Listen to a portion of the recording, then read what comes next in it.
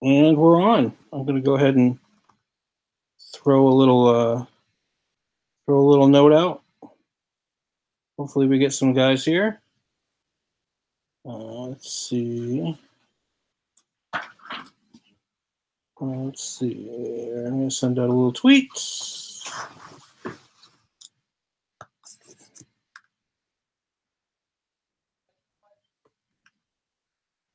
I am now live. 0 viewers as of right now.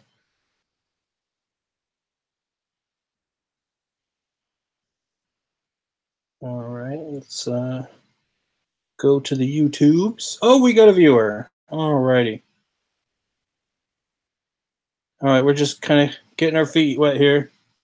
Give me just a second, and I'll let you know what's going on. All right. Let's see here. And we're live. That's me. I'll get my echo out of there. All right, who do we got in the chat right now? Let's see.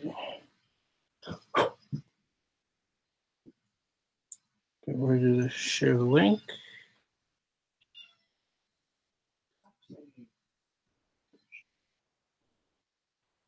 And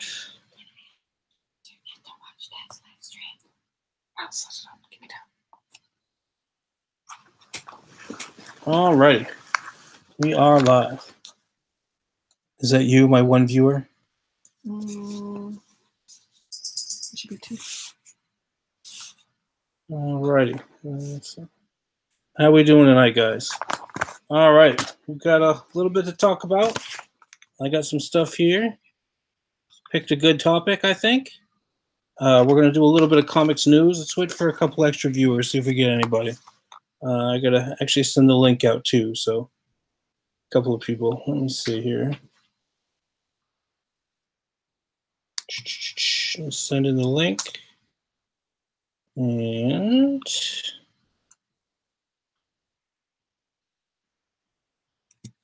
there it is. Send in the link. And make sure the sound's down. All right, we started a little bit late, guys. Sorry about that. Let's see who shows up.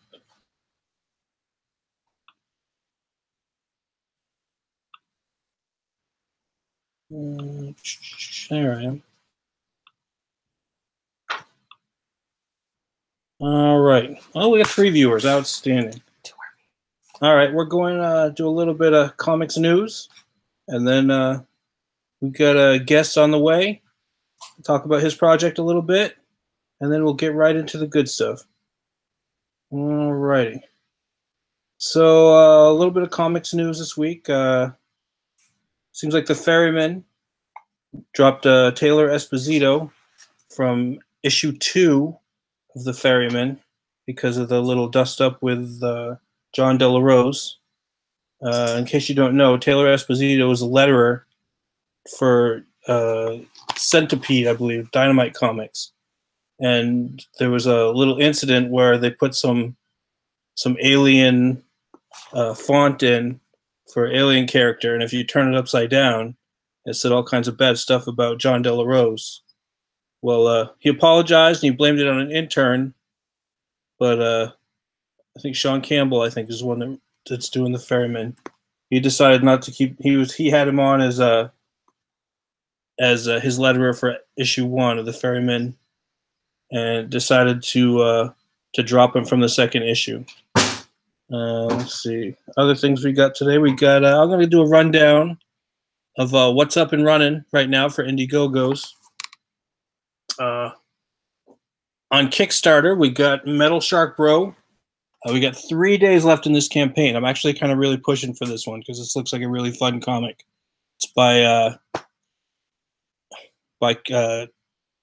Bob Franz and I forget what his first name is. Kevin Cuff, and Kevin Cuff is the other one on that. There's 3 days left on that one. Their goal is 24,666. Currently, they're at 18,471. So give to that one. That one looks like a fun comic. Let's see what else we got. We got it's already ended. Ethan Van Sciver's Cyber Frog Blood Honey that ended with a total of $538,456, which is absolutely freaking amazing. Let's see. I think Lost Souls, Jawbreaker Lost Souls is still up and running. I'm not sure. Have a look what that one's at real quick. That one's still up and running. Also, what ended was the other book by Diversity in Comics, Iron Sights. Iron Sights ended. That was I think that one was at like 118. Let's see. Also, we've got John De La Rosa's book.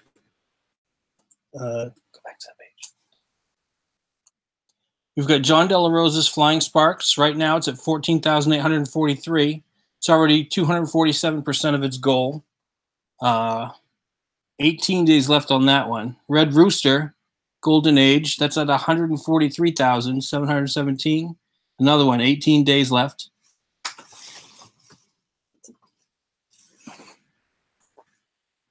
Whew. Excuse me.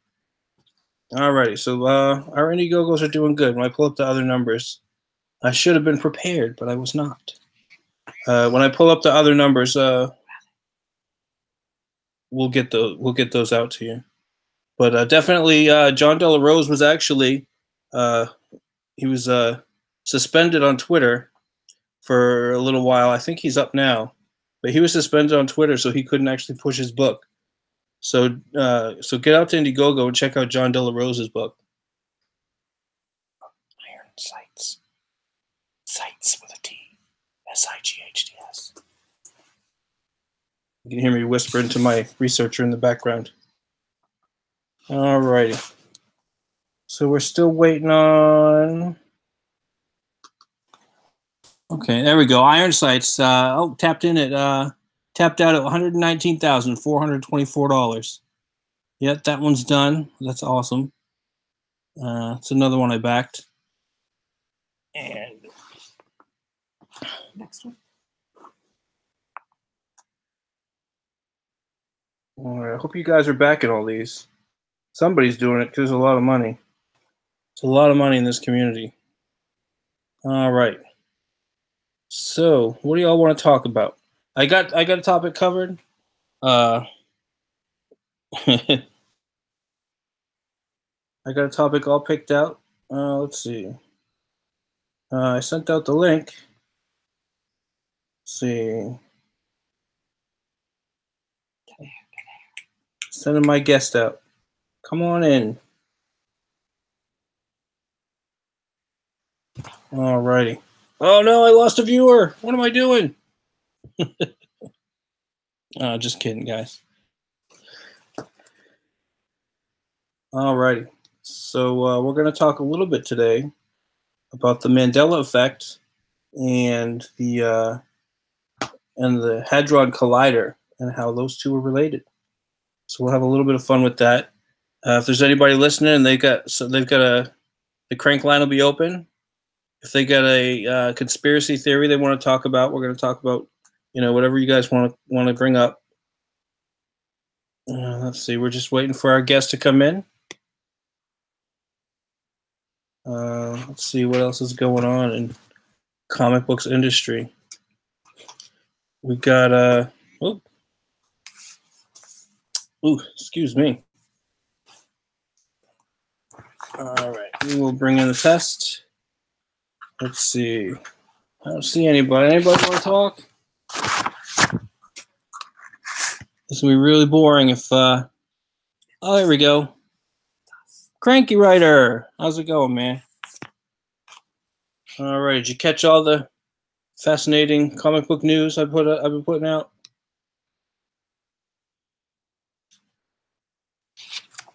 Oh, excuse me. All right, so we're going to get a little bit into this right now then. Let me see here. So,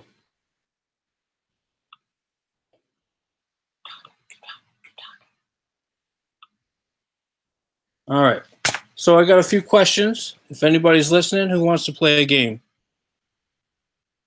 this goes right to the conspiracy theories. All right. We're going to talk a little bit about the Mandela Effect. All right. So let's see. For anybody out there, we're still waiting for our guests to come in.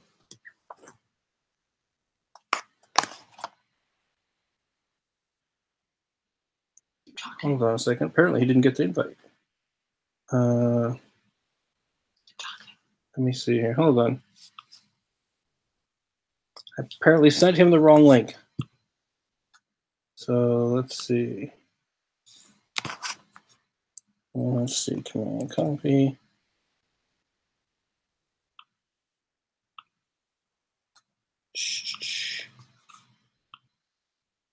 And I hate being quiet. It's kind of a rough start today, guys. Just my apologies. Hold on. And paste. Try that. All right, let's try that.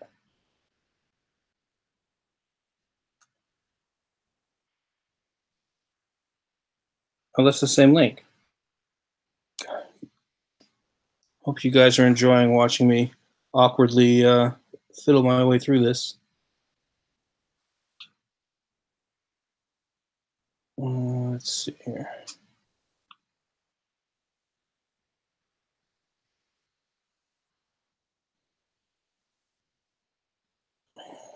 All right, let's try this. Hold on. This is going to be so much fun. Oh, there it is. All right.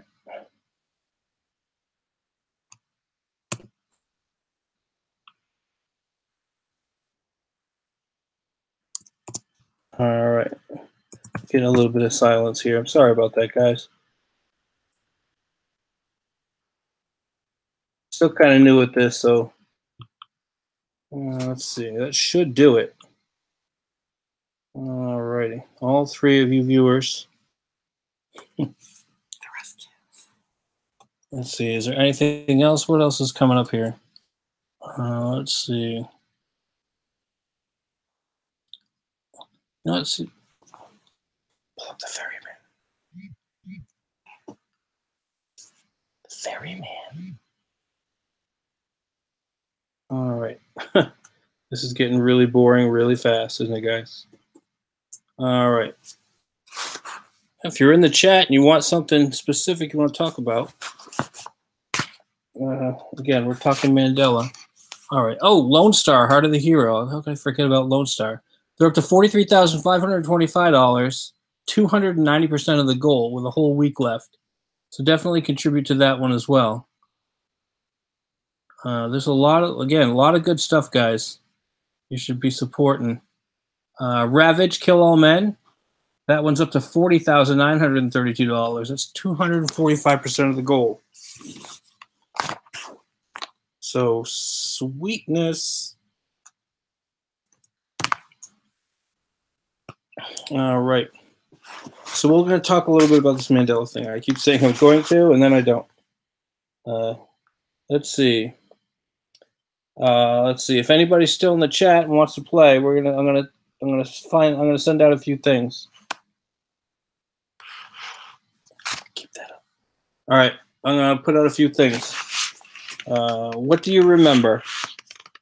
Do you remember there being a movie in the 1990s starring Sinbad that was called Shazam, where he was a genie? Let's see. The Ford logo. On the F in the Ford logo, does it or does it not have a curly Q? Berenstain Bears. AIE. Oh, hey. Hey. All right, he's in. Yep. All righty. How you doing, man? I'm doing good. Just got off a sport and stream. Say again? I'm sorry, I missed it. No. I just got off a Scorpion stream with Mr. Marvel Oh, okay. and all of them. Yeah. So That's probably going better than this one. yeah, but I said I'd be on here, so I'm here. No, hey, that's awesome. Hey, I know you got I know you got projects you're working on. Why don't you tell us about them? Well, basically, my story is a space opera set about 3,000 years in the future. It's got some realistic physics to the visuals setup, and it's set around a Space Force officer by the name of Maisie McKinnon, who I've been developing for the past 6 years. The story itself is based more along the lines of the Horatio Hornblower stories, in which they're connected but they're not. She's not gonna be this great hero that saves everything. She's just going to be just gliding through her career, getting promoted and all that stuff. Well, that's cool. Yeah. You've been on this for 6 years?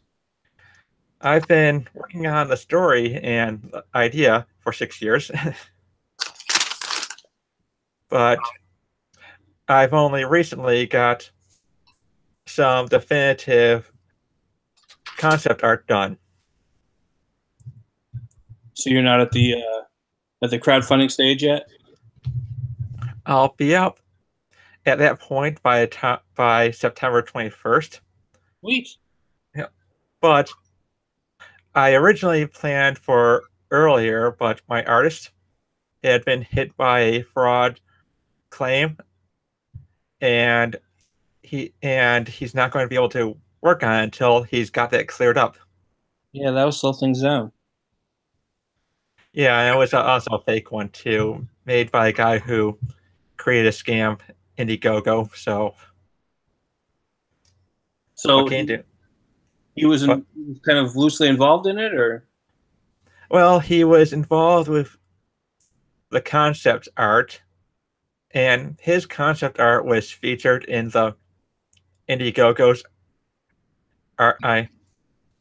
promotional art. So he's got a very good case. Okay, so he's working on someone else was defrauded him. Yeah. Oh, okay. I don't know how much I can actually say about it because this is actually his story. But legal proceedings, especially if you're not involved in it. Yeah, but the only way I'm just involved is that this whole thing is slowing down my project. Yeah, I can imagine. As well as other projects that he's working on as well. Yeah. So this guy who did it is a real douchebag. Oh yeah, I can imagine. So let's see. So that you're just working on the what's it called again? It's called McKinnon Chronicles.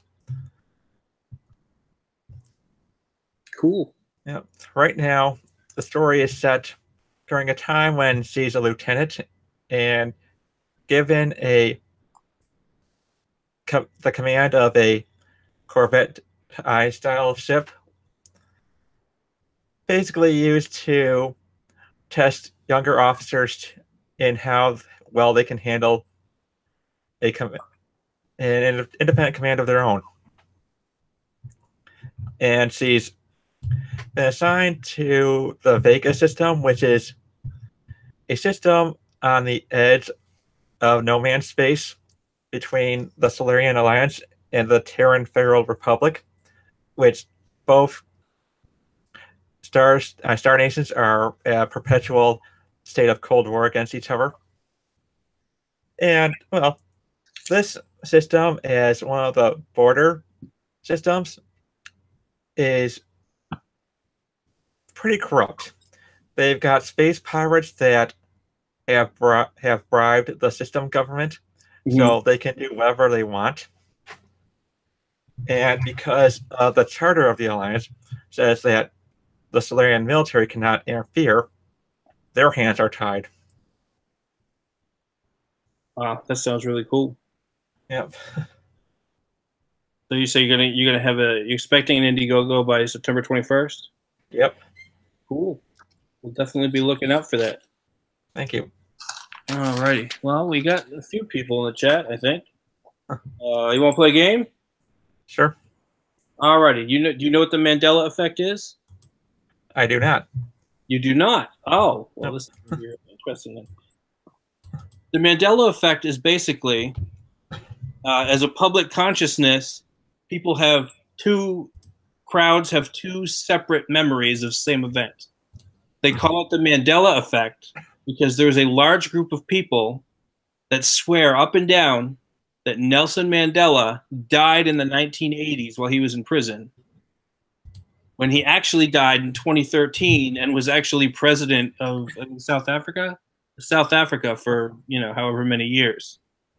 So instead of just thinking, well, I misremembered that, the idea is that there's actually an alternate dimension that somehow crossed onto ours, and where these different events happened and things are slightly different, and that's why people don't remember it. People remember things differently. Half the people remember it happening one way, half remember it happening the other way.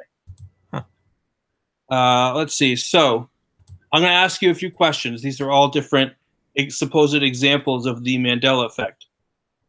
And you might not know the answer at all, but just tell me off the top of your head what you remember happening. All right. In the 1990s, do you remember a movie starring Sinbad about him being a genie? Yes. All right. Where's my pen? So we're gonna write you down for a yes on that one. Or actually, it's probably Shaquille O'Neal. Now I think there was a movie with Shaquille O'Neal that he was a genie. Let's see. The Ford logo, the Ford vehicles. On the F, the little line that marks the second line on the F, does it have a curly Q or does it not have a curly Q? I don't think it has a curly Q. All right, we'll put you down for no curly Q. All right.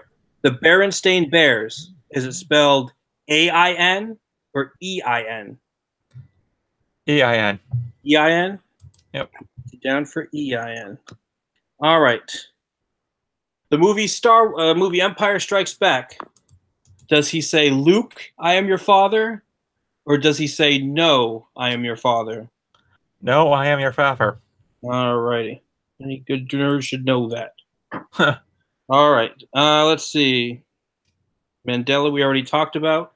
Do you know who? I mean, are you that much aware with who Mandela was? Yes. Do you remember him dying, or do you remember him dying recently? I remember him dying recently. Okay. Put you down for recent for that one. All right. Billy Graham's funeral. Did Bill Clinton resign over it in the 90s, or did he die just recently? He died just recently. Okay. Did die recently. Here's one you probably don't know. It's just kind of an example. There's a Henry VIII portrait that's hanging in some museum, and in the picture you can see it. It's a painting. He's standing there. It's one of those old 18th century paintings or 17th century, whenever it was, and he's standing there with nothing in his right hand. People swear up and down that they remember looking at that painting and seeing a turkey leg in his hand. They say he had a turkey leg in his hand because it represented wealth and whatever, because he had food. Food. It's kind of a funny one. All right. Was Mother Teresa canonized by Pope John Paul, or was she canonized after her death as a saint? After her death, I believe. Yeah, that is correct. Well, that is correct according to, depending on what side of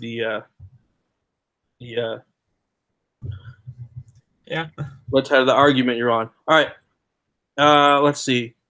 Do you know the song "We Are the Champions" by Queen? Yes. All right. At the end of that song, "We Are the Champions," does it just end with "We Are the Champions," or does it end with "of the world"? Of the world. Okay. The Challenger disaster, the Space Shuttle Challenger, did it happen in 1986 or 1984? 1986. 86. I was in like 6th grade or something, I think, when that happened. All right. TV show. I'm sure you're an expert on this one. Was it Sex and the City or Sex in the City? And I think. All right. And last one. Peanut butter. Is it Jif or Jiffy? I think it's Jif. It is Jif. All right. So we'll go over the answers. According to, if you look now, I don't know how to put it. In our correct dimension, there was no movie with Sinbad, but there was no movie with Sinbad as a genie. Supposedly, there was a movie called Shazam, and people swear up and down that there was this movie called Shazam featuring Sinbad as a genie. And obviously, there couldn't be a movie called Shazam because that name is owned by DC Comics. Yeah, it's Kazam. Yeah, and Kazam featured the other guy, the basketball player. Yep. They were both pretty big at the time, so it's pretty easy to confuse them both. I can see how a lot of that kind of thing would get confused because he was in a lot of movies in the 90s, Sinbad was. Yeah. I think actually they talked to him and they interviewed him, and he said he actually did some kind of show, some kind of comedy show or whatever with a bunch of other comedians. And at one point in the show, he was wearing like something that resembled like Arab garb or something that could have been confused for genie type stuff. And he thinks that's where the idea came from. Although I think they confused it with Kazam. Yeah. The Ford logo has a curlicue and the little thing. Huh. And I was reading one story, and there was one guy that swears up and down he was a Ford mechanic, and he swore, he's like, I've been working on these things for 20 years, and the Ford logo does not have a curlicue. But if you look at a Ford logo online or anywhere on any car, it's got the little curlicue. Berenstain is AIN, so you were from another dimension. Okay. Berenstain is actually AIN. Well, you know, it's usually EIN. I would have sworn. I mean, I just because I'm a little bit aware of this Mandela thing, I would have swore it was EIN myself. But looking into it, it's AIN. I always just said, "Oh, I must have misremembered." But other people think, let's not talk about Occam's razor. Oh yeah, it is no, I am your father. Although James Earl Jones remembers it as Luke, I am your father. But it could have been an earlier version of the script. And actually, I saw the little interview with him, and on the script page, I don't know if it was from the actual script. It was written in handwriting. It just says, I am your father. So it might have gone either. I mean, it might have gone either way in the script that he was handed, or what. Yeah, I mean, maybe somebody saw an original script and that's what it said. Yeah, I mean, they go through a lot of different versions of the script before it goes to shooting script, and sometimes it'll change even when they're shooting it. Yeah, well, that's what I'm thinking. Is it's entirely possible they shot the scene a couple of times or more than a couple of times, and he might have said, "Luke, I'm your father," although within the context of the line, it just makes more sense. No, I am your father. Huh. Now let's see. Billy Graham funeral did happen recently. He died in 2013. Yep. But again, there are people that swear they've seen the funeral on TV and that Bill Clinton presided over it, or at least spoke at the funeral. Mother Teresa was canonized in 19 years after her death. We Are the Champions does not end with Of the World. Huh. Okay. Right at We Are the Champions, and boom, the song ends. I think a little bit of music goes on. I think there is a part in the song where it says Of the World, and people just assume that was at the end. Yeah, that's probably it. Yeah. Challenger was 1986. I don't know why people would remember it in 84, because I'm sure there were Challenger missions between then. It was Sex and the City. Okay. I feel ashamed for knowing that. And it was, and I seem to remember as a kid thinking that it was Jiffy peanut butter, but it's actually Jif peanut butter. So I maybe think people just called it Jiffy peanut butter. I think that's because of the mechanic. There's, I think, a mechanic named not mechanic store chain named Jiffy, or a brand of automotive supply. Oh, that's right. There's Jiffy Lube. Oh yeah, Maybe people might get them confused. Well, one of the theories, the conspiracy theories behind why the Mandela effect is happening and people remember two different things and where the dimensional stuff comes in, is there are people that believe that none of this stuff started showing up. They never heard of this stuff until they turned on the Hadron Collider, the giant particle accelerator. And there's a theory that says it's a failure in the collective memory. Let's see, our brains are influenced by our own filters.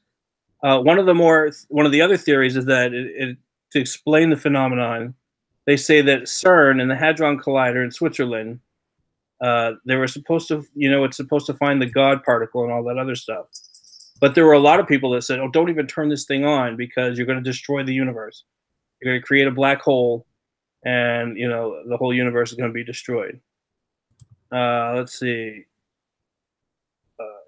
Any negative consequences. Some believe that the meddling in the quantum fields has led to strange effects, resulting in an interdimensional entanglement. interesting. Let's see. One of the quantum particles that CERN's been searching for is gravitons. Let's see. Is gravitons? Gravitons are a theoretical explanation for gravity because gravity kind of has weird properties. They're trying to prove gravitons, and gravitons is one of the main kind of things that would absolutely prove string theory, and M theory, and the whole thing. A lot of that revolves around the existence of gravitons once they can prove it. But since it's still theoretical, people can say whatever they want. I actually one of the comics I'm writing, the armor, the defense on the armor is based on gravitons and controlling gravity and stuff. Let's see. Gravitons correspond with how gravity would react between different dimensions and are still only hypothetical. But the way CERN describes them is intriguing. So one of the things they're trying to prove is the existence of these gravitons. So if they control gravity between dimensions, the theory is once they turned the thing on and started, knocking particles together, that there were little breaks in between dimensions, and that's why we have this Mandela effect. That sounds pretty interesting. All right. Are there any conspiracy theories you like to talk about? Well, I haven't really paid attention to a whole lot of them. I mean, I did throw out there the whole Joe Quesada actually controlling Marvel, which is surprisingly believable. It's entirely possible because this CB doesn't seem to be doing anything. Yeah, seems like Tom Brevoort is doing all the decisions for him. They either got him by the short and curlies because of this whole deal with his little name change, where he was claiming to be Japanese, at least under a pseudonym. Yeah, I think they hit him hard on that, and he's afraid to either he's afraid to poke his nose in, or he's perfectly fine with what's going on. he seems like a timid guy, so I think they picked him just for that. Maybe. Let's see. What else is? Let's see. What are these Mandela things going on? We got a couple more. All right. My researcher since we're talking about Indiegogo project. We've got Trump's Space Force. We got it 38,851 with 19 days left. That's 259% of goal, so that's going good too. Oh yeah. Lost Souls, I think right now they're not officially Jawbreakers. Lost Souls, they're not officially still going, but they have their like little store, in-demand store going. That right now is at 375,978. 3,800% of goal. And the Ferryman, which we talked a little bit about, is in demand, and that one's at 3,447. It's 149% of goal. So anybody of the three that's listening, which is probably us and one other person. Yeah, I actually got an early version of a copy of the script of the comic during the Kickstarter run. Which one? The Ferryman. Oh, cool. And I have to say that Sean Campbell is one of the best writers I've ever read out of the indie guys. Or at least he's the best guy to handle the deeper ideas, because he's got a lot of dialogue in there, but it doesn't get boring. Mm-hmm. It's just a rare kind of talent for you to do that. Yeah, I've read some books with tons of dialogue, and a lot of times it can get to be a slog. But like recently, the Batman Brave and the Bold with the Irish mythology, the one that they just did. That one's like reading a novel every book you read, but it stays interesting. Oh yeah, I mean, if you're doing heavy dialogue, it has to stay within the confines of the story and how it can affect the story. And with a book like The Ferryman, where it's a deeply philosophical kind of story, there's going to be a lot of dialogue. Yeah, well, you kind of have to explain a little bit what's going on. Yep. You can do most of it visually. I mean, it's supposed to be a visual medium. Oh yeah. But a lot of times there's a lot of little detail, backstory kind of stuff that you kind of have to throw in. I haven't read it yet. Well, it's a collaborative kind of thing, and it's basically half writing, half imagery. So with something like cyberpunk and philosophy, there's gonna be a lot of dialogue.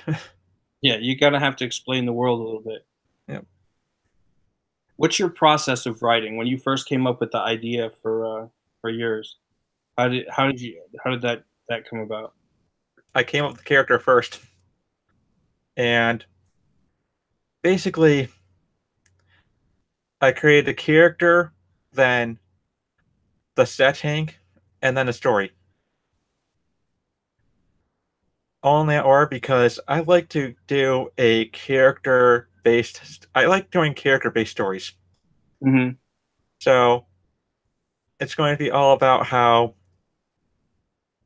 I have this character. What is the saying going to be like? And once I've got the setting, how does the character impact the story? How does the choices impact the story? That kind of stuff. Yeah, what I try to do, actually, I don't have a pattern that way. Sometimes I'll come up with a character that's like, oh, this character would be cool if we did this or that. And then sometimes I'll have a story. I'll be like, well, I kind of like this idea, this concept. And then I'll be like, all right, now I have to make characters that make the story interesting. Yep. Because I had one story that I'm working on, or I was working on. I put it aside now because I've got some other projects I'm really going hard and heavy on right now. But and it was about like the concept was I kept going back to Batman, and I'm like, Batman, if he was a real guy, wouldn't last a year because he get falling off a building, can get beaten up all the time and stuff. Even if he wins against the bad guy, he's getting hurt constantly. And you couldn't have one. If one guy really were to do that, he would have quit his first year, died. So my idea was, well, what if everybody thought that there was one guy, when in actuality it was a bunch of guys working as a team? Because then they could, the one guy would go out and do certain things, and then he'd have a team of spotters or different support things that did stuff. And then all the bad guys thought that there was this one super guy that did everything. But then, but really, it was a team of guys, people working in the background and setting things up and whatever to make him look, super. And that guy would rotate. It would be a different guy every time. That way, if guys got hurt or whatever, you could always swap guys out. And I came up with that idea, and that was something that I was working. And then once I had that idea, I'm like, all right, well, who are these guys that are doing that kind of stuff? So that's that one's on the wayside right now. Probably pick that one up a little later once these other projects are done. Yeah, that sounds like it'd be a really interesting and realistic kind of story. It's actually, and it's funny because I'm working on 2 projects right now. We're working on a comic strip that's going to have a bunch of Comixgate people in it. And we're also working on another regular graphic novel comic. And one of the characters, I met my artist on Twitter, and one of the characters, he asked for a script just to, to draw a script because he hadn't had a lot of experience with that. So I was like, all right, yeah, I got a script you can work on. I took it wasn't even one of the main characters. It was kind of a side character. I'm like, yeah, this was like a 4-page script. We'll beef it up a little bit, make it 8 pages. I gave him an 8-page script, and it was just a little fight scene. And since then, we turned that character into the main character for the graphic novel we're writing. So it's kind of crazy how that kind of thing happens. Yeah, it is. I mean, I actually started on Twitter about 8 years ago, but I never really did anything with it until about a few months ago, and it's kind of crazy how getting into conversations with the right people can make your profile larger.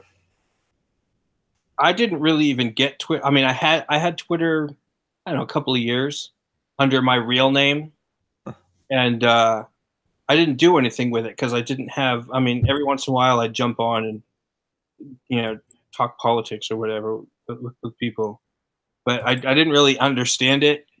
Like to me, it was like a different kind of Facebook. So I still have that account up somewhere, but last year I started this account. Almost a year now. I think it was in October I started it. I started this account. It was focused completely on, making contacts for comic books. And I'm on now so much more now that I have kind of a direction to go and like kind of a focus. Before it was just like, well, tweet about, what I do today. Well, that sounds kind of boring. Oh, okay, a little politics. Well, I don't really want to talk about politics all the time.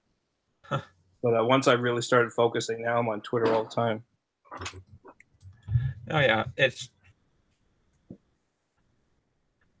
it can be both a curse and a blessing. Yeah, it's you can meet some good people and some definitely less than good people. Oh yeah. I just basically mute all the people that are bad. I mean, earlier today I had tweeted out that basically if you're advocating for violence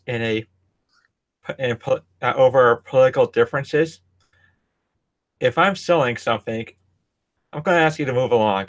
And that's basically for people who are always going punch a Nazi kind of thing. Oh yeah, like Tim Doyle and all of them. Tim Doyle's the worst. I'm not one of those guys. I don't ever want to go online. I try to temper myself when I write stuff. Usually I'll write it out, look it over, and probably at least 50% of the time I just delete it and don't even post it. It seems like And I don't. He probably blocks me. I think I see most of his posts through other people. It's like every time I see him post something, I want to like advocate for violence. So I'm like, no, I can't do that. I can't get on Twitter and say I want to do violent stuff because that's where it starts going. That's really to me where it starts getting toxic and going downhill. Yeah, it's just awful. And I know that one convention that I want to go to, I'll run into him, and I'm just going to ignore him. Yeah, I'm. Hopefully, he stays in conventions over there. I've been to one convention. Actually, yeah, I've been to 2 comic book conventions. One in Orlando, and that was over 10 years ago. And then I went to actually. Here's my. You want to hear a conspiracy? I'll give you a conspiracy. Oh. I went to one here in Atlantic City this year, and I met Ethan Van Sciver. Uh-huh. And I also met the guy that draws Greg Hillebrand. He actually painted the original Star Wars poster. Nice. Yeah, and he was doing a painting. I did a little interview with him, and I got some like Marvel trading cards signed. And there was one card I happened to find that collection. I was going through, and there was a Night Thrasher card, and that card that character Zach likes a lot. Never seen comics. So I brought all my cards to the convention, and then I got maybe like 6 or 7 signed by Greg Hillebrand because he was the one that did that series. So him and his brother painted all the Marvel superheroes for that card series. So I got a whole bunch of them signed, and then I met Ethan. I got him to sign some of my books, and I was like, hey, I got this Night Thrasher card signed by Greg Hillebrand. And since Zach was kind of a influence of me to actually writing comics, I was like, could you, because I don't know where he lives, could you get this card to him? And he was like, yeah, sure. And he took my picture with the card and everything. And well, here we are a few months later, and Cyberfrog is funded at $500,000, and I don't think Zach has got the card. So I think that Ethan sold that signed card and laundered the money through his Cyberfrog campaign, and that's why he has $500,000. I think that's probably worth $400,000. I think that's what happened, and I think everybody needs to know that Ethan just gypped Zach out of $400,000. Well, I don't know how true it might be, but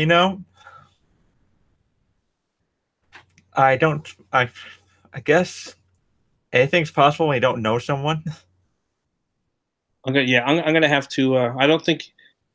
I think probably just lost. I don't know if he might have sent it. Honestly, I don't know. I haven't heard. I've asked a couple of times, but I don't know if they've seen whether I have asked or not. Because usually it's in live streams. I don't want to bother them about it because it was just something to like a little thank you to Zach. It was just before too. It was like I think the weekend before he dropped the Indiegogo for Lost Souls. So who knows? It got lost in the shuffle. I know he moved around a lot. So yeah, probably it happens. Yeah, hopefully he got it. One of these days, maybe I'll ask him. Maybe. Yeah, I mean, it's possible. But until then, I think Ethan sold it and funded Cyberfrog with it. We'll find out. Eventually, I mean, pretty sure he's not watching, so he's not going to answer. I also think he shut down my very first live stream. I think he was licking butter in my fridge when I wasn't looking, and I think he unplugged my router. It was the first time I did a live stream. It like shut down, and all of a sudden I had no internet. So Ethan's pretty much the center of all my conspiracy theories. Well, he seems like a nice guy, so he was actually really nice. I talked to him. I was going to interview him, but I was it's like, oh man, I can't believe I met Ethan Van Sciver that I forgot to sit down and interview him. Although I did to do a little intro for my channel. He's like, hey, watch Any Dave Comics on YouTube. So that was pretty nice. Really nice. My son was like, Oh yeah, my dad hasn't let me read those yet, and because he was signing my Cyberfrog books, and my son was like, "Hey, he hasn't let me read those yet," and he was like, "Don't, they're stupid."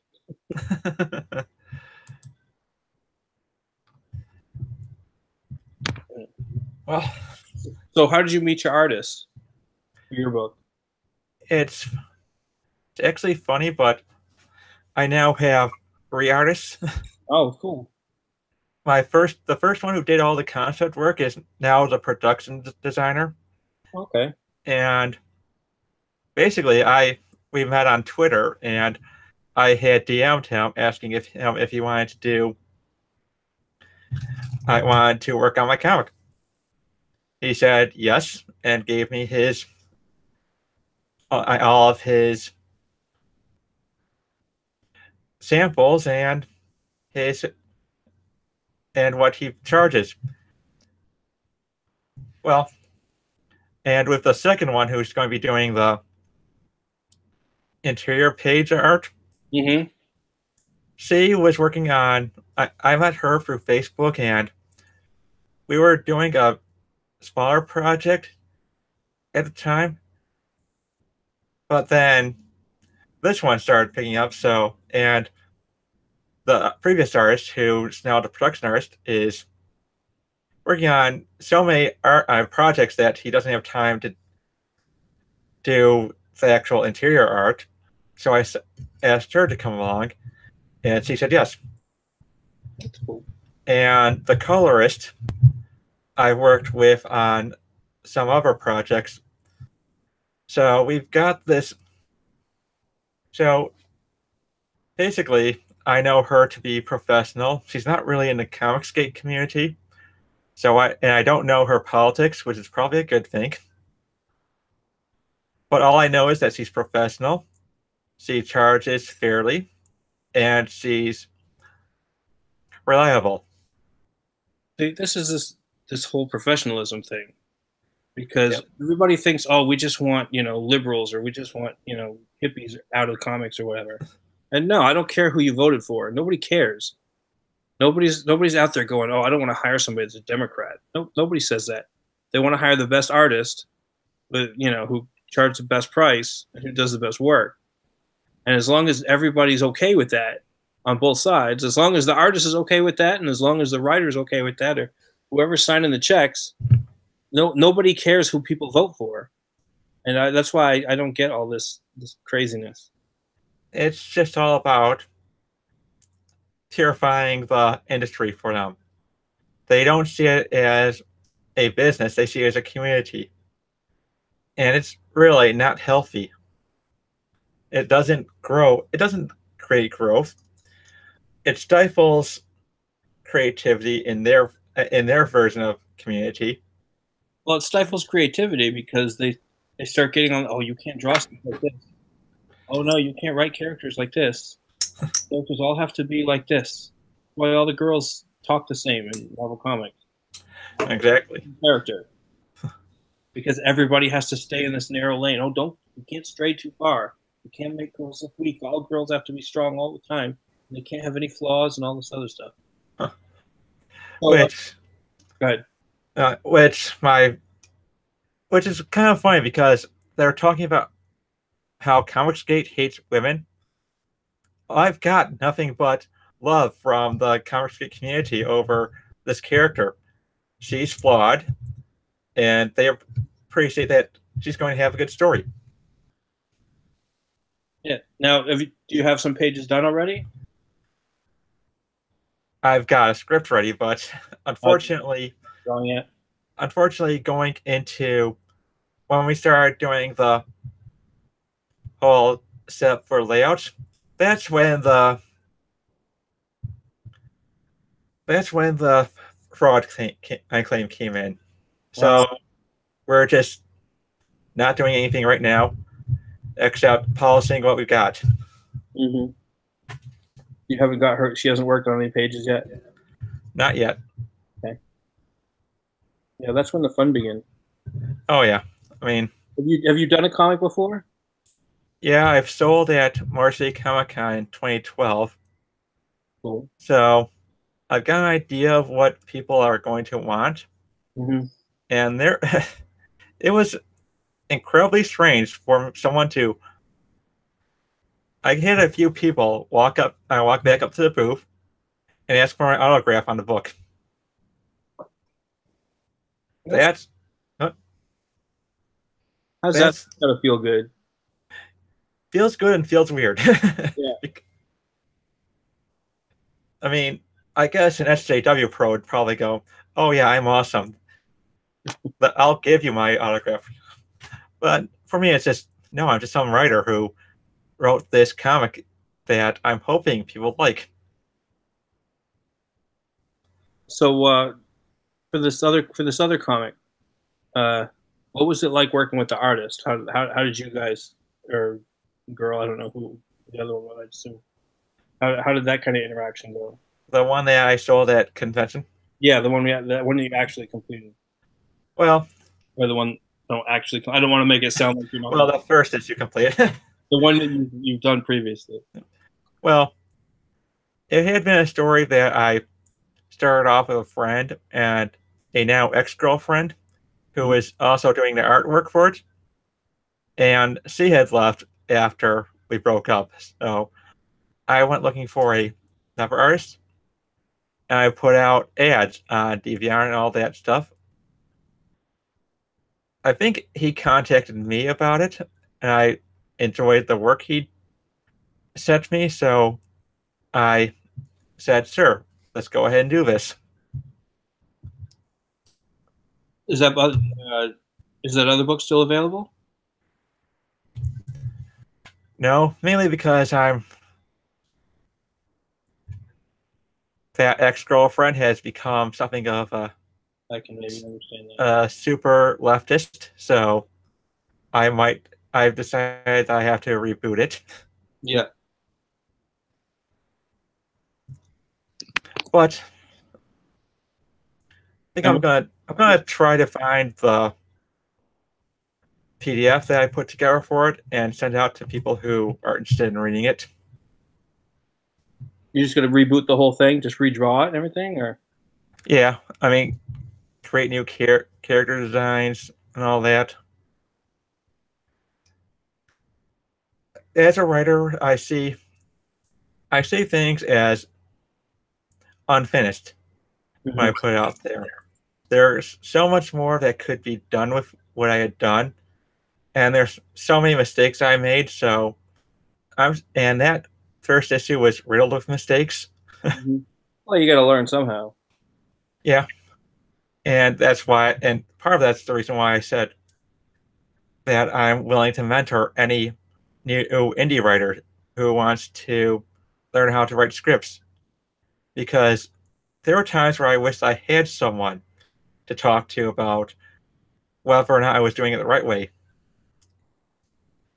And I've talked to a couple of writers who were the same way, and I've helped them through the issues that I had with the technical aspects of the script, such as you don't do anything more than 3 to 5 panels per page, otherwise you're screwing up the pacing of the book. I think that depends on, because some people, it's tricky, because some people can accomplish a 12 panel. I mean, there was some of that in The Dark Knight Returns, but unless you're Frank Miller, there are some people that can accomplish it in that many. I think I always start with 5 panels, and then sometimes there'll be less. Very rarely is there more than that. But whenever I write a script, I always start, when I start writing the page, I set a goal of 5 panels, and if I can accomplish it in 3 panels or 2 panels, then it goes that way. It's all kind of exactly what you were saying: pacing, timing, and kind of hitting your notes, hitting your beats.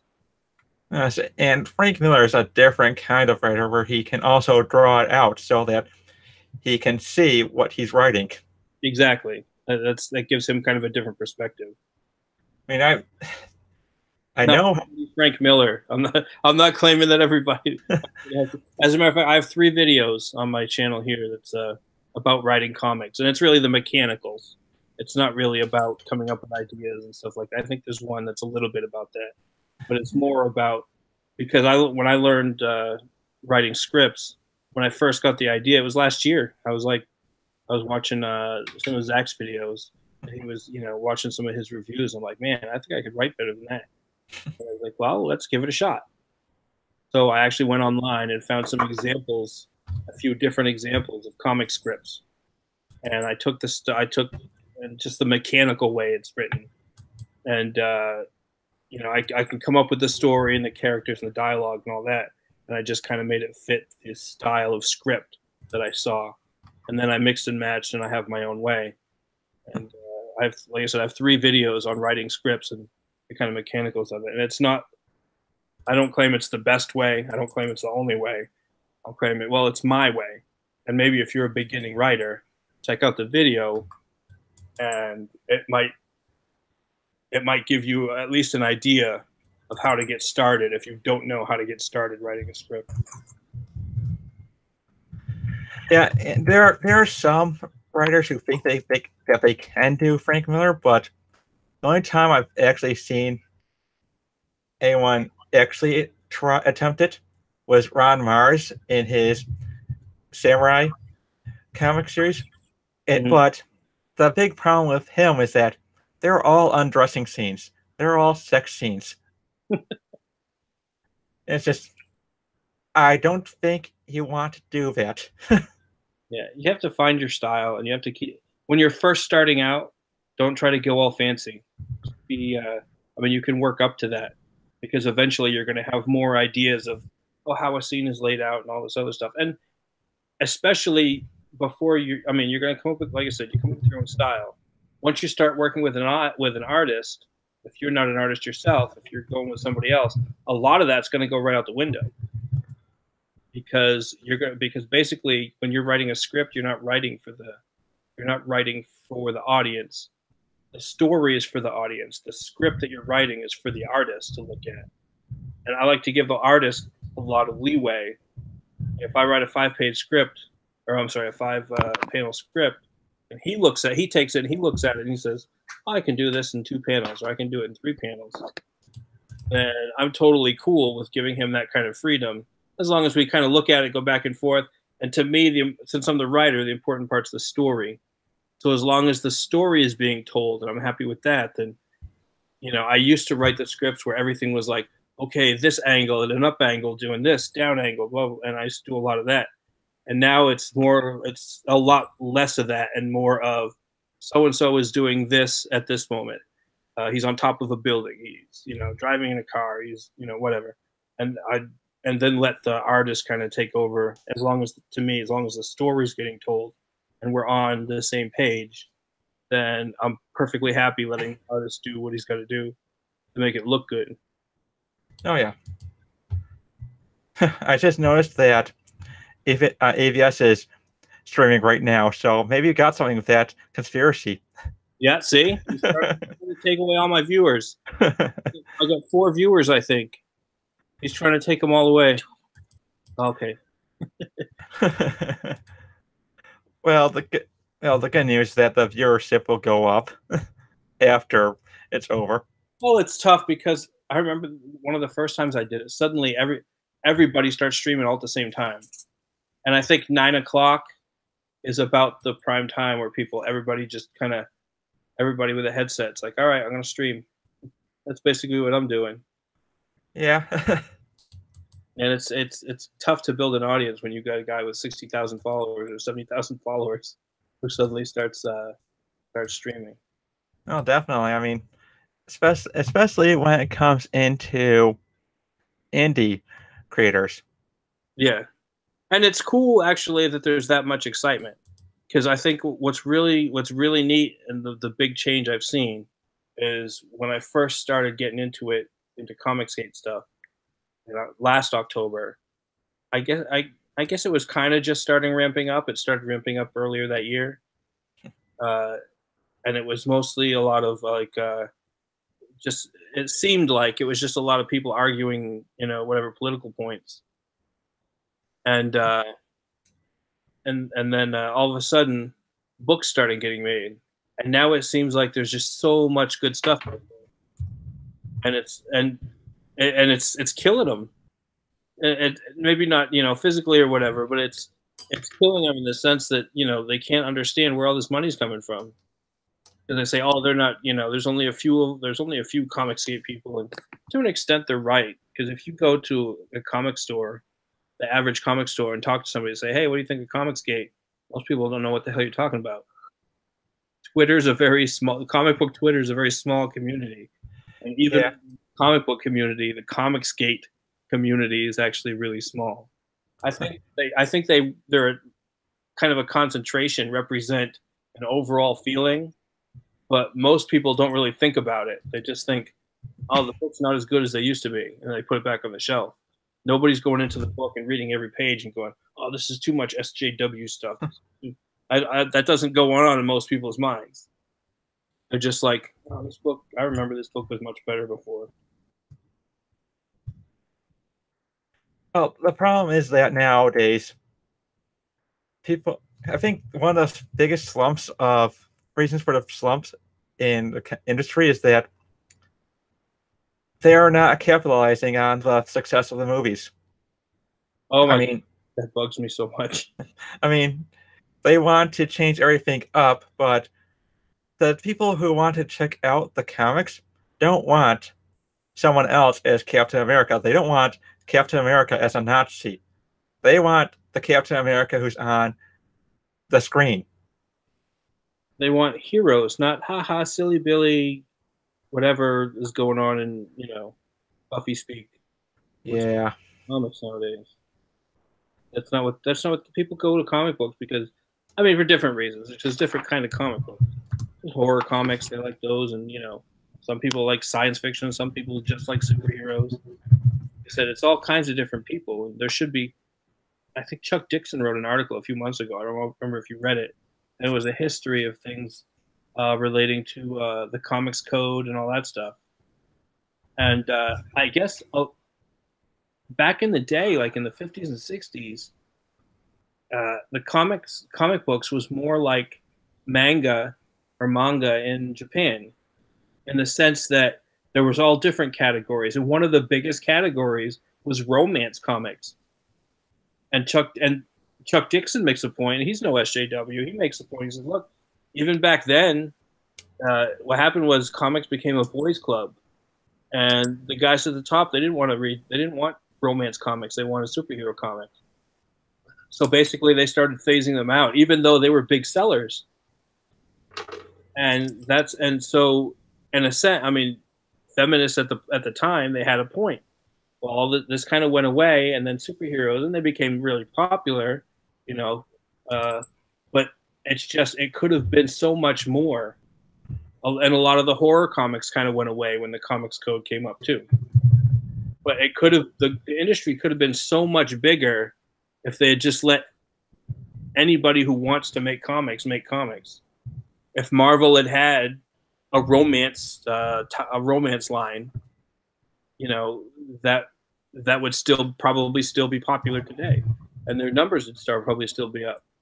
And then they want to do all these, multiple covers and variants and whatever, and that kills stuff too, because it's the same amount of comics, but now for collectors, it's like, oh, there's 100 different covers. I don't want to collect 100 different covers.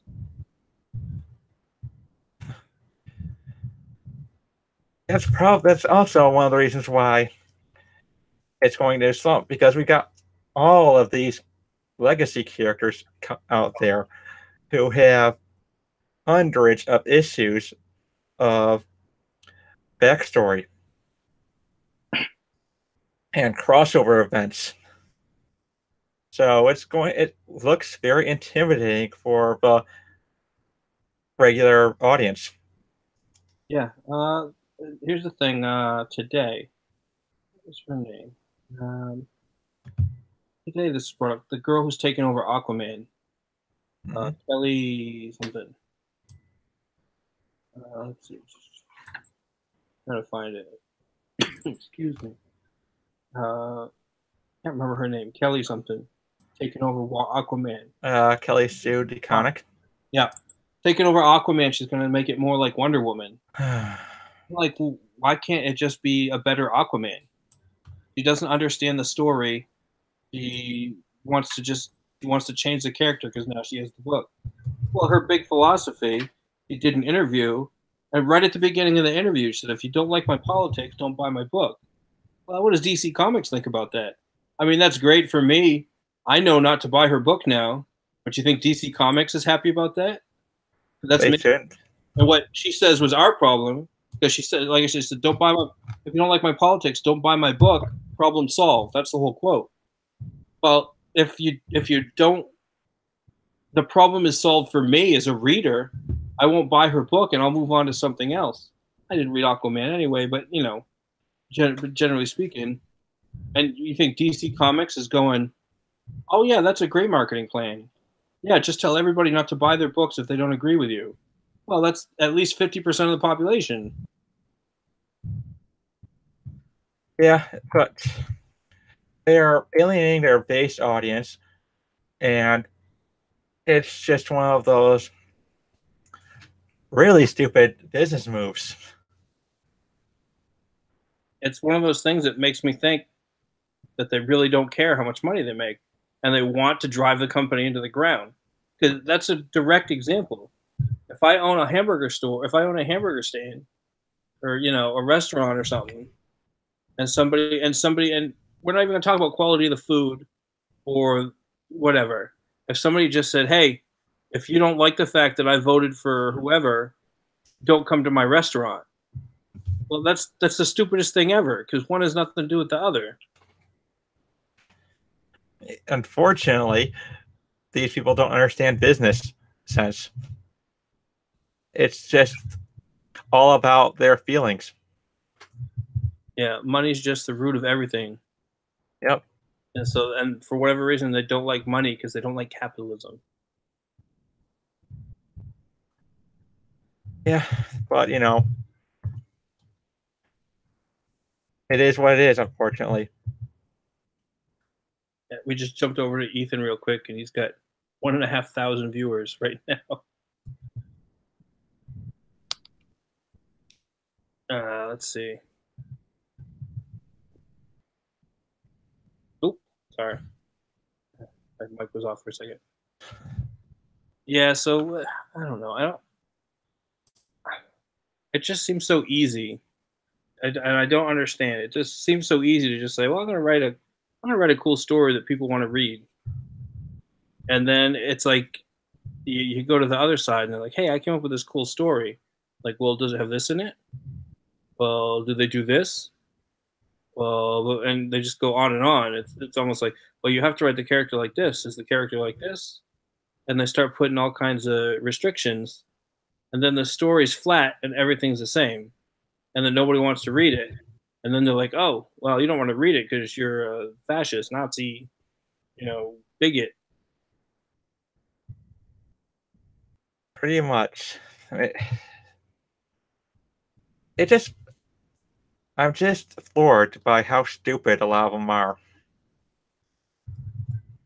I used to like to engage a lot with these people, but then you realize that they're not reasonable people at all. You can't engage with them, and especially since I'm like, all right, I'm sick of arguing with you because you're an idiot. I never outright said that, but eventually it's just like, oh god, these people don't get it. They don't understand. I mean, they just don't understand basic human logic. They don't and like they say, they're not good at humanizing. They're not good at being people. So it's like, all right. So then, I'll stop arguing, and then a few days later, my tweet will come up again, and somebody will be like, "Well, what about?" Well, no, I'm not arguing with that. I'm all done with that argument. And now that's one of my things on when I type a tweet, and I'm like, "Oh man, this guy said something really dumb," and I'll never start a tweet with, "Oh man, that's stupid what you just said." I try to make a point, and so I'll get halfway through writing it, and then I'll be like, ugh, do I really want to argue with this guy for a week? Or do I really want some of this coming up again 3 months later? Because I just started seeing some other stuff that I wrote a while back start popping up in my mentions again. It's like, I really don't want to argue with this, 3 months from now. Yeah. The other day, I retweeted Richard Pace, saying that I don't remember what he said, but my response, what I said was that he's not worth my time. He replied to that. I'm willing to bet he's still waiting for my reply. Yeah, I've decided that especially, I see these tweets from what's his name, Timmy Doyle. Huh. He's to me, he's the worst of them, and I'm just like, man, I can't. I want it so much to just type, "You are fucking," blah, blah, blah, blah, blah.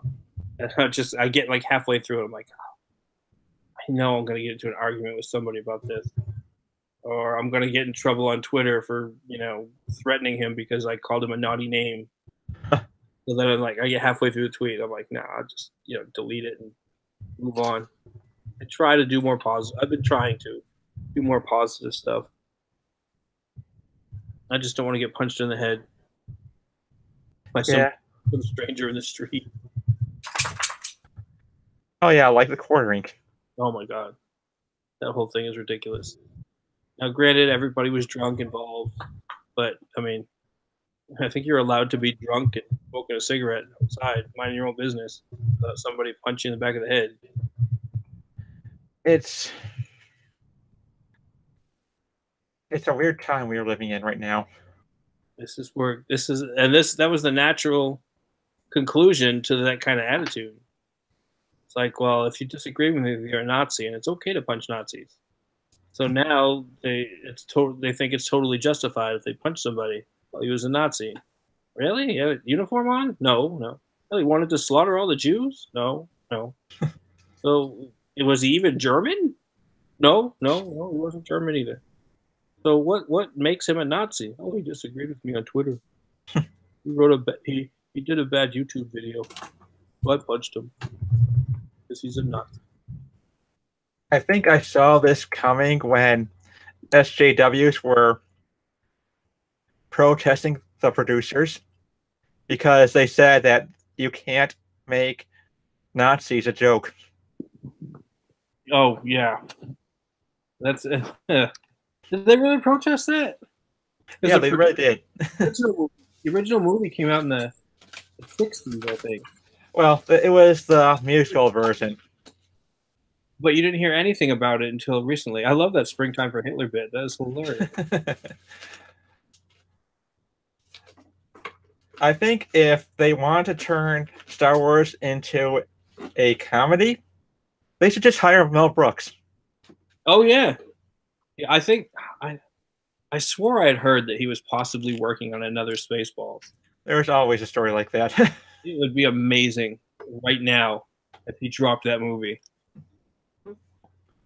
Well, Rick Moranis said that he protested all to hell. If he made it the way he would want to make it. That dude's pretty old. So yeah. I don't know if he can movies at all anymore. Well, if he made movies the way he wanted to make them, every single one would be protested and the theaters would get burned down. Oh yeah, I mean, even though he's a Jew. Yeah, exactly.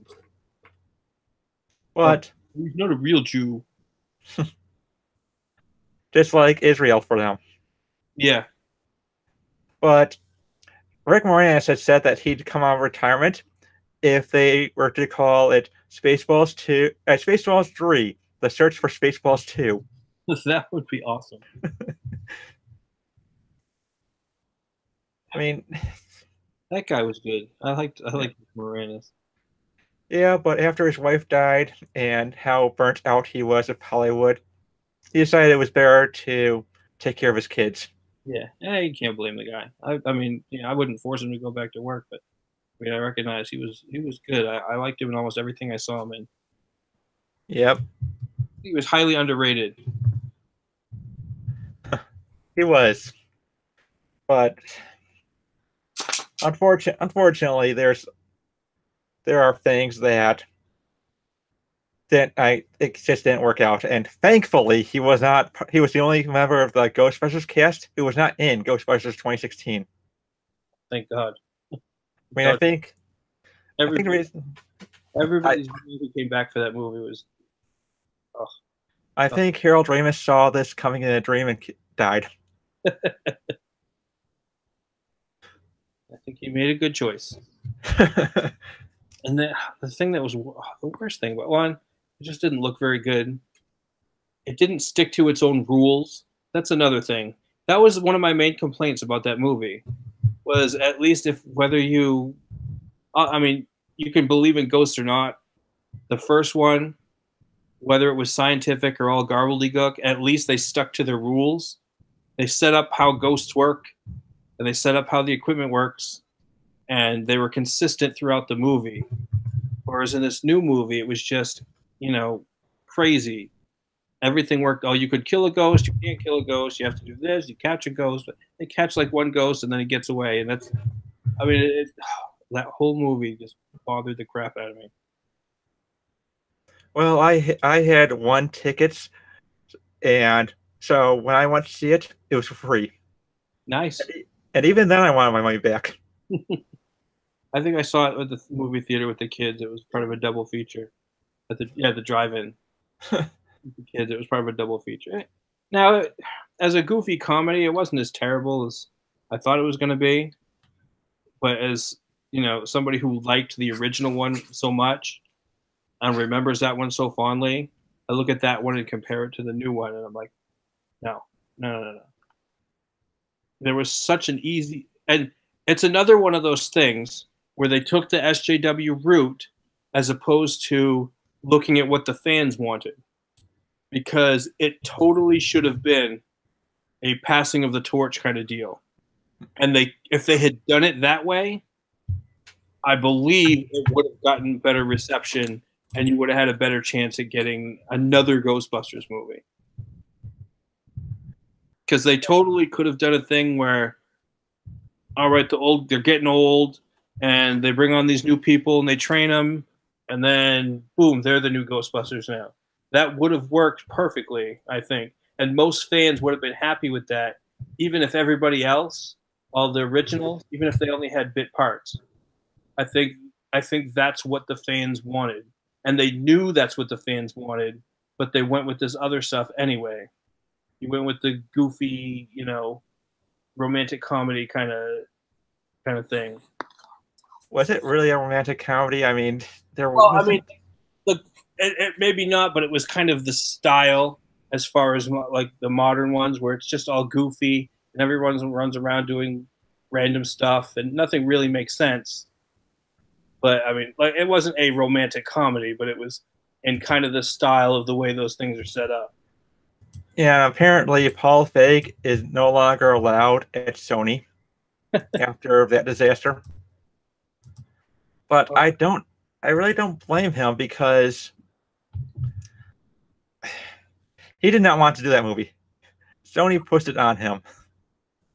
Ivan Reitman was actually supposed to do the movie, and he was on board. He had a script and everything, and everybody was on board with Ivan Reitman. And then I don't know who. There's somebody in charge of Sony who's resulted in a bunch of bad movies, and she was like, "Well, she didn't like Ivan Reitman. She wanted this Feig guy." So she essentially slowly they kind of pushed him out, and I think just gave him a credit or something, and they brought the other guy in and just changed everything around. He was a producer in the movie. Yeah, I think he had less to do with it. I think he was kind of a producer in name only kind of thing, just because they already paid him, or they had already had agreements with him. And I think they kind of phased him out of the actual creative process and was like, well, we'll still pay you and you'll still get paid as a producer. I think that's more or less how that went. Yeah, and I really respect him for not going with the narrative. He did not do the whole toxic fandom narrative. He just said that the fans are very passionate about Ghostbusters, and they don't want to see a bad movie. Yeah, and even what's his name? Dan Aykroyd. Dan Aykroyd was full on. He wanted to do the movie. I think if they had him and Ivan Reitman doing the movie, I think Harold Ramis was on board too before he died. If they had, I think probably that had a lot to do with it. I think a lot of people just kind of lost heart and kind of lost energy in it after Harold Ramis died. Oh yeah. And that probably part of the reason that they kind of let it go the way they did. He was the driving force. Mm. But what can you do? Yeah. I haven't seen. Did you see? Did you see the? Was it Ocean's 8? No. The girls. That one didn't do so well. I haven't. And actually, to me, it looked good in the previews, but I hadn't got a chance to see it. But everybody was comparing it to the new Ghostbusters. I don't know. I liked all the actresses that I saw that were in it, but I don't. You know. And now they're all talking about how it's not because it was a bad movie. It was because all the critics are white men. Yeah, exactly. And that's all right. Well, if they didn't like the movie, it's because they're a bunch of white guys. There was something else. They were talking about the Rotten Tomatoes thing, and they were saying, well, the reason it got so many bad views is because all white men. And then they came back later on a different movie and said like completely the opposite. Oh, liked because white men like viewed it or something. It was, I mean, it was like they can't do anything without blaming white guys. Oh yeah. But you know what I'm going to be really excited for? What's that? The 1-year anniversary of The Last Jedi, where all the critics will do their harsh reviews of it, re-reviews of it. Because remember how The Force Awakens was originally had really everyone just loved it, and then a year later it was just that wasn't as good as I thought it was. Yeah, I can't. Go ahead. I really can't wait for that kind of backlash for Last Jedi. I don't know. They seem to be holding pretty hard onto it because they, like I said, they like all this left wing stuff. SJW, whoever coming in. It's I don't know. Mark Hamill did not like the movie. I saw Force Awakens. I was actually okay. I mean, I get everybody's point, but since they played it kind of like the original Star Wars, and a lot of the same kind of plot points and stuff, I think the point was, well, everybody seemed to dislike the prequel. We're going to show you, we're going to bring Star Wars back to the way it used to be in the originals. I believe that was probably the aim. And they kind of did it, and I liked it the first time I saw it through it. I've seen it a few times, and I don't hate it, Force Awakens. But then we get to Last Jedi, and it's like, already we're like, well, she already knows the Force too much. Well, maybe they'll explain it a little bit. You know what I mean? If they had just said, oh, she got a little bit of training here, or, she knew somebody that was kind of Force sensitive and explained the Force a little bit to her, it's like, how did she know in Force Awakens? How did she know that if she concentrated on the Force, that she could control somebody's mind and do the Jedi mind trick, unless somebody showed that to her? Originally, they were going to have Luke. She was going to find Luke about halfway into the movie, and he would begin her training. And that would have made sense. Yep. And I think that was from the original George Lucas outline.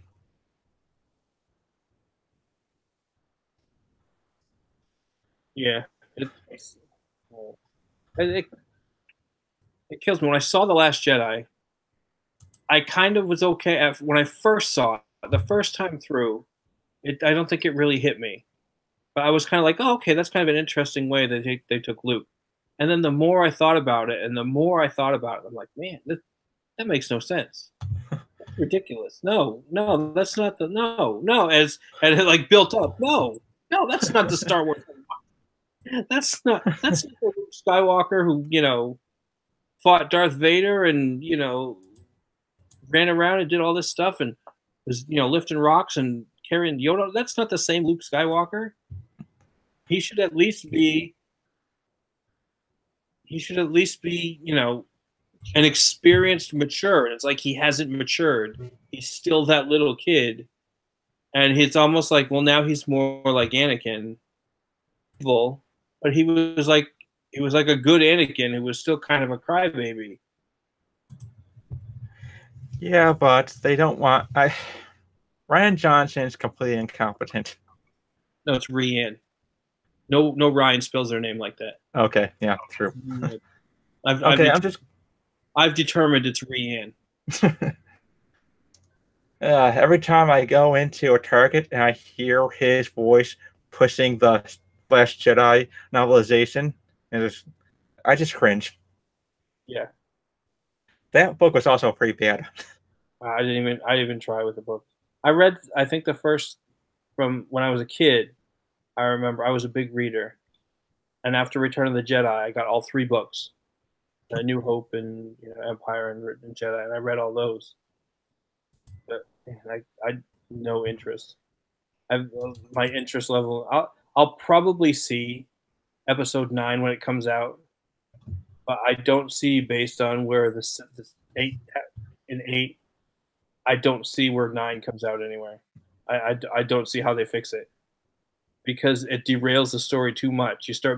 You built up 3 main characters with Rey, Poe, and Finn, and then in the second one, I guess you built up Rey a little bit more, but then Poe looks like a freaking wuss.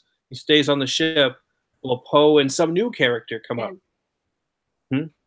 I'm sorry. Well, Finn and some new character come up, and they go do an adventure. Well, Poe is supposed to be the Han Solo character, quote unquote, and he stays on the ship. And then Poe and this girl go off, and then you had Purple Hair, and then she dies. So you spent most of the movie building up Purple Hair and this new character instead of building up the 3 characters that you should have been building from the first movie. If they were going to do that whole sacrifice, it should have been Akbar. Yeah, exactly. That would have been awesome, and it would have been the perfect setup line for if he's the one that turned the ship around and launched it, because then he could have been like, it's a trap, or somebody else could have been like, it's a trap, and you could have just had him there nodding as he flew into the ship. Yeah. That would have been a perfect setup, a perfect ending. Every single actual fan of the originals would have totally got that, and it would have been a huge moment. I mean, it was perfectly set up to do that, and nobody thought to do it. They killed him. They're like, oh, they killed him in like the worst way. Killed him in an off scene. You didn't even see him. Yeah. Well, I think the whole idea they have for that is that he was just a minor character in the movie, so they're not going to treat him with respect. Yeah, but they can. I can't understand. Well, because he wants to do whatever he wants to do with Rian Johnson guy and Kathleen Kennedy, but it was like, I mean, they should have built up the characters they already did, but they built up this one character and they killed her off. Why do that? It doesn't make it. That's why it made more sense for it to be Akbar, because he was already, everybody knew who Akbar was. They built up this girl just so they could have the strong woman in a prom dress and purple hair, and then they introduced this other girl. So I don't know where they're, because I thought they were going to try to do a love thing between Rey and Finn, but I think they're going to probably try to do that between Rey and no, not Rey and Poe. What's his name? Kylo Ren. Oh yeah, Kylo. I think they were going to try that. I don't know. I don't know what they're going to do now, because it doesn't make any sense. Everybody's characters all derailed. The only one really that had a solid storyline so far is Kylo Ren. And from the beginning, he's gotten a lot of screen time, and his storyline is built.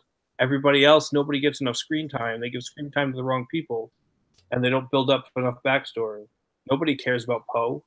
He was in the movie for like 10 minutes.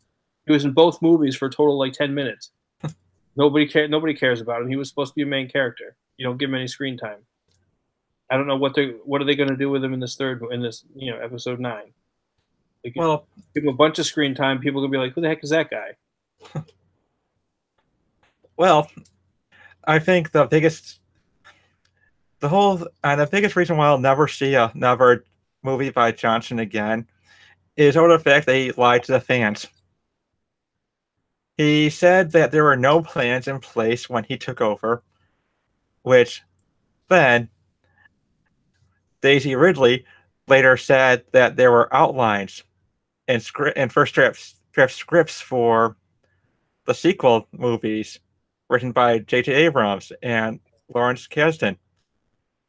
But Johnson decided that he wanted to do his own thing and basically just throw everything out, do his own thing, don't care what's going to happen with the doesn't care about derailment. Well, I don't know if he's ever written anything as part of a chronology before. Is any kind of like a trilogy or any? Oh, they were going to give him a trilogy. I don't think that's going to happen. But I don't know if he's ever. I don't know what his movie history is. I don't know if he's ever written anything as part of a trilogy. And he thought, oh, they're giving it to me. I'm just going to do my own thing. And it's like they have no idea how to build a story arc. You have two examples in the same franchise, but this guy can't stick with a story arc. It's like, oh, I'll look at his script. Yeah, his script is crap. I'm just going to do whatever I want to do. And then we'll let him fix it in the third movie. It doesn't make any sense. The guy is not a team player. Nope. JJ, looking at what he's got left from Last Jedi, and I know some people like him, some people don't, but he's got to be looking at it like, well, what do I do with this? How do I finish off the story and make it make sense with all this gobbledygook in the middle? They can't because he screwed it all up. I mean, they obviously have to do something, but it's almost, well, the way you're going to do it now is going to be a series of individual movies as opposed to a story arc. And I guess they can't. Because, like I said, they've been building a Kylo Ren story arc, but he's the only one. Rey, to a lesser extent, but everybody else is just, fluff on the screen. And the thing is, I like Finn. At least I like his backstory. It's the stormtrooper who leaves. I think, to me, the story should have been centered around that character because he's central to the First Order, and you could have had, he meets Rey and he meets Poe. To me, the whole story should be centered on him, and everything else should be happening around him. And then if you're going to bring him in, and then you could obviously still have Luke in it, and you can still do all that. Luke should have been training her. He should have come upon her, in the middle of training or just before training. The whole thing should be taking place from his point of view. That's how I would do it. If you're going to introduce a character that's a former stormtrooper, to me, he's got the best perspective. He should be the audience perspective. Yeah, but it seems like the majority of the people working on it are incompetent. They can't tell a story to save their lives. The problem is 100% of the people that are working on it aren't me. I mean, although I'm going to say that I've read the art books, and they had The Force Awakens had a very intriguing storyline before they decided to change everything up. Well, when Rey was originally Kira, the character had a lot more depth to her. She was just this orphan who gets caught up in the search for Luke Skywalker, finds him, he trains her, and then they fight the Jedi Hunter at the end. That would have been cool. Yeah. Unfortunately, they decided to go with the New Hope all over again. Yeah. No. All right, how long have we been on here? Oh, On it. wow. Yeah. About an hour and a half. All right. Well, we're going to go ahead and wrap this up. Yeah, that's a good idea. It's pretty late. Well, thanks to our two viewers. We're probably you and my wife. And hey, thanks for coming on. You're welcome. I mean, we're competing with EVS, so of course we're not going to have an audience. I think there's a few other guys on too, but yeah, that's fine. I mean, still kind of finding our feet, which is good. It's good. All right, and at least I didn't have like half a dozen people trying to talk over each other. Oh, I know how that's strange. Yeah, I'm trying to set, one of the things I'm doing is I'm trying to set a limit on how many people I have, and I'm going to try. I'm trying to do it where I've got a main guest, and maybe possibly if I get other people on, I got a couple of co-hosts, and then keep one line open, and so it's a maybe maximum of 5 people. Keep one line open if somebody wants to come in and tell a little story or whatever. That's the format right now. Although the next show is going to be Wednesday night. I'm going to cover. It's not really going to be a conspiracy or cryptids or anything like that. We're going to try to do. It's just going to be me. I'm going to be telling about my favorite natural disaster. There's this history. You know what Krakatoa is? No. Krakatoa is. It was a volcanic explosion, and it created the loudest sound in recorded history. The explosion was so big they heard it like halfway across the world. Really? Huh. Yeah, so I'm gonna go ahead and into the history of that, and that's probably what I'm gonna do for the next one. And I'll just sit and tell the story. It'll be Wednesday night, so we'll see, because it's my late night. So we'll see how that works out. Hopefully, that one actually be a good one. There's going to be a lot of really good information. It's actually, at least to me, it's a really fascinating subject. Thursday night. I'm sorry. Yeah, it won't be Wednesday. It'll be Thursday night. That'll be my late night. So again, thanks for coming on. You're welcome. Good time. And maybe we'll have you on another time. All right. I'd like that. All right. Well, y'all take it easy and have a good night. Yeah, you too. Good night.